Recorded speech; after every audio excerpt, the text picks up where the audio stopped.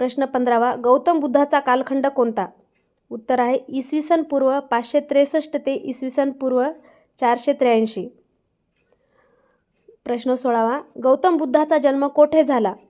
उत्तर आहे नेपाळमधील लुंबिनी वनात गौतम बुद्धाचा जन्म झाला. प्रश्न 17वा, गौतम बुद्धाचे मूळ नाव काय होते? उत्तर आहे सिद्धार्थ. प्रश्न 18वा, गौतम बुद्धाच्या पिताचे नाव काय होते? म्हणजे त्यांच्या वडिलांचे नाव काय होते? तर उत्तर आहे शुद्धोधन. प्रश्न 19वा, गौतम बुद्धाच्या आईचे नाव काय होते? उत्तर आहे मायादेवी. गौतम बुद्धांना बोधी कोठे प्राप्त झाली? उत्तर आहे वैशाख पौर्णिमेला बिहारपासून जवळच असलेल्या उरुवेला म्हणजे आत्ताचे बोधगया या ठिकाणी पिंपळाच्या झाडाखाली बोधी प्राप्त झाली.